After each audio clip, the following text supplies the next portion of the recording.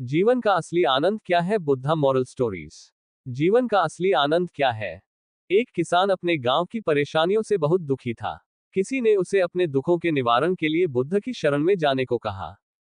जो कुछ दिनों के लिए यहाँ से कुछ दूर एक गांव में आया है, वह निश्चय ही तुम्हारे सब दुखों का निवारण करेगा।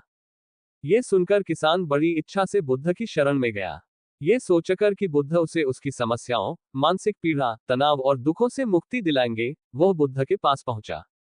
उसने बुद्ध से कहा कि हे बुद्ध, मैं एक किसान हूं, मुझे खेती करना पसंद है। लेकिन बारिश कभी भी पर्याप्त नहीं होती और मेरी फसलें बर्बाद हो जाती हैं। पिछले साल मेरे पास खाने के लिए कुछ नहीं था और इस साल भी अत्यधिक बारिश के कारण फसल को बहुत नुकसान हुआ। मेरे पास खाने के लिए पर्याप्त भोजन नहीं है। किसान ने कहा, मैं शादीशुदा हूँ, मेरी पत्नी मेरा ख्याल रखती है, मैं उससे प्यार करता हूँ, लेकिन कभी कभी वह मुझे बहुत परेशान करती है और घर में बहुत क्लेश हो जाता है, जिससे मुझे लगता है कि अच्छा होता अगर वह मेरी जिंदगी में नहीं आती। मेरे भी 2 बच्चे हैं, कभी कभी मेरे बच्चे भी मेरा अनादर और अवज्ञा करते हैं, मेरे निर्देशों का पालन नहीं करते।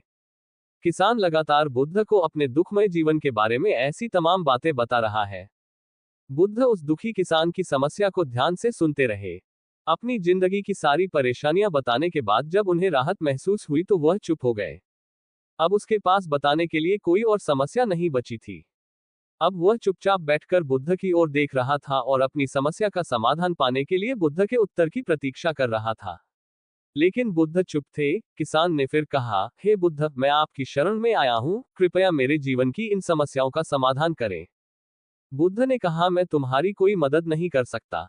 किसान आश्चर्यचकित होकर बोला, अरे, यह आप क्या कह रहे हैं? सब कहते हैं कि आप सबके दुख दूर कर देते हैं।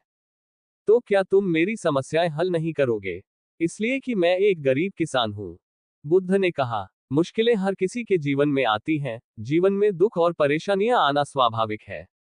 व्यक्ति के जीवन में अक्सर उसके कर्मों के अनुसार परिस्थितियां बदलती रहती हैं, जिससे सुख, दुख, निराशा और क्रोध आता है। नए रिश्तों का बनना, पुराने रिश्तों का बिगड़ना, रिश्तों में मिठास और कड़वाहट, ये सब सामान्य है। ये जीवन का हिस्सा है और यह जीवन का चक्र है। हकीकत तो यह है कि हम सभी के जीवन में 83 प्रकार की कठिनाइयां हैं। इन कठिनाइयों का समाधान आप और मैं नहीं कर सकते, कोई नहीं कर सकता। जिंदगी और जिंदगी में बनने वाले रिश्ते स्थिर नहीं होते, एक दिन रिश्तेदार भी चले जाएंगे और जिंदगी भी खत्म हो जाएगी। लेकिन ये समस्याएं वैसे ही रहेंगी जैसे आज आपकी जिंदगी में हैं और कल किसी और की जिंदगी में होंगी। इस पर किसान अपना नियंत्रण खो देता है और क्रोधित हो जाता है और ऊंची आवाज में बुद्ध से कहता है कि हर कोई कहता है कि तुम्हें एक महात्मा, एक सिद्ध पुरुष, एक प्रबुद्ध व्यक्ति होना चाहिए। मैं इस विश्वास के साथ यहाँ आया हूँ कि आप मेरी मदद करेंगे। यदि आप मेरी समस्याएं हल नहीं कर सकते तो मेरा यहाँ आना व्यर्थ था। हर कोई झूठ बोलता है कि वे समस्याओं का समाधान करते हैं। आपने मेरी एक भी समस्या का समाधान नहीं किया। तुमसे अच्छे तो वह महात्मा है जो 2 वर्ष पहले मेरे घर आए थे। उन्होंने मेरे लिए यज्ञ कराया, दान दक्षिणा दिलवाए और मेरे मन को असीम शांति मिली, कुछ सुख भी बढ़े और कुछ दुख भी कम हुए। लेकिन तुमने मेरी कोई भी समस्या हल नहीं की, तुमने मुझे सीधे तौर पर मना कर दिया। बुद्ध ने कहा, क्या वह सब करने से जीवन के सारे दुख समाप्त हो गए? इतना कुछ करने के बाद भी अब आप इतने परेशान क्यों हैं? अब आप पहले से भी ज्यादा दुखों से घिर गए हैं। तात्पर्य यह है कि जीवन में दुख कभी समाप्त नहीं होते। किसान बोला, तो क्या मैं मान लूं कि तुम मेरी मदद नहीं कर सकते? यदि आप ऐसी छोटी छोटी बातों का समाधान नहीं कर सकते तो आपके उपदेशों का क्या लाभ? बुद्ध ने कहा, मैं तुम्हारी 84वीं समस्या का समाधान तो नहीं कर सकता, लेकिन हाँ, मैं तुम्हारी 84वीं समस्या का समाधान अवश्य कर सकता हूँ। किसान आश्चर्यचकित हो गया और बोला, 84वीं समस्या क्या है, बुद्ध? बुद्ध ने कहा, यानी कि तुम अपने जीवन में कोई समस्या नहीं चाहते। आपकी सारी समस्याएं इसी समस्या के कारण उत्पन्न हुई हैं। यदि आप इस तथ्य को स्वीकार कर ले कि जीवन में समस्याएं मौजूद हैं और समस्याएं जीवन का हिस्सा हैं, तो आप जीवन की समस्याओं से विचलित नहीं हो पाएंगे। आप जीवन में आने वाली समस्याओं से विचलित हो जाते हैं क्योंकि आपको लगता है कि आप दुनिया के सबसे दुखी व्यक्ति हैं, जबकि सच्चाई यह है कि हर किसी को अपना दुख सबसे ज्यादा महसूस होता है। लेकिन जिस दिन आप ये समझने लगेंगे कि मेरा कष्ट अन्य लोगों की तुलना में बहुत कम है, उस दिन से कोई भी दुख आप पर प्रभाव नहीं डाल पाएगा। जब तक आप नहीं चाहेंगे कि आपके जीवन में कोई परेशानी ना आए और आप हर दुख दर्द से बचे रहें तो यह संभव नहीं है। ऐसे में छोटा सा दर्द भी आपको बेचैन कर देगा और आपकी मानसिक शांति भंग कर देगा।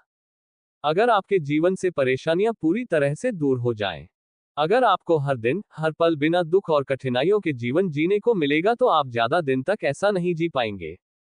एक समय आएगा जब आप हर दिन एक ही तरह की जिंदगी जीने से पूरी तरह से तंग आ जाएंगे और ऊब जाएंगे, क्योंकि जीवन में किसी भी चीज की अधिकता जीवन के लिए भयानक समस्याएं पैदा करती है।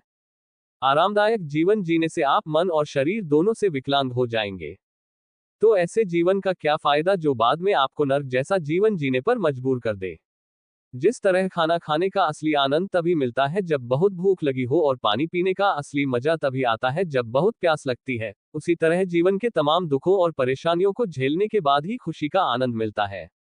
इसीलिए जीवन में सुख और दुख अलग अलग रूप में आते रहते हैं। हम चाहकर भी जीवन से सुख दुख को खत्म नहीं कर सकते, लेकिन उनसे इतना ऊपर जरूर उठ सकते हैं कि कोई भी बड़ी समस्या मन को विचलित न कर सके।